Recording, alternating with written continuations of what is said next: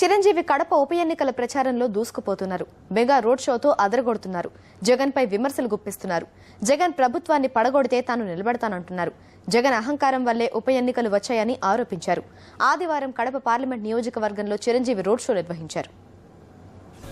Kadapa parliament ఉప ఎన్నికల ప్రచారంలో కాంగ్రెస్ తరపున రంగంలోకి దిగిన చిరంజీవి రోడ్ షోలతో అదరగొడుతున్నారు. మైదుకూరు నియోజకవర్గంలో జగన్ పై చిరంజీవి విమర్శలు గుప్పించారు.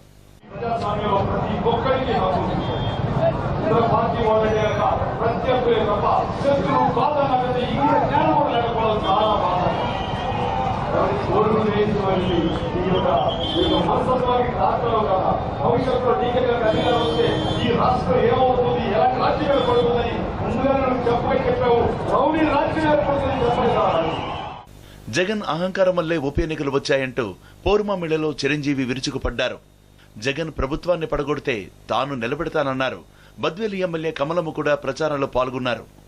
అక్కడ మార్చిన దాన్ని రక్షించుకోవడానికి పదవి కావాలి కాబట్టి అది అర్జెంట్ గా పదవి వ్యామోహంతో పదవి దక్కించుకోవాల తాపత్రయం అది దొరక్కపోయేసరికి ఏ పార్టీ అయితే తనకి తన కుటుంబానికి అందరికీ వెన్నుదనగా ఉందో ఆ పార్టీని తన్ను తన్ని ఆ పార్టీ కాదని దానికి కాలదని ఈ రోజున వేరే పార్టీ పెట్టుకున్నారు. పెట్టుకోమనండి ఓకే, కానీ చెప్పమనండి నేను సామాజిక న్యాయం చేస్తాను అని ఒక మాట చెప్పమనండి, సంశయం ఒప్పుకుంటాను. చెన్నూరు రోడ్ షోలో కూడా జగన్ పై చిరంజీవి విరుచుకుపడ్డారు.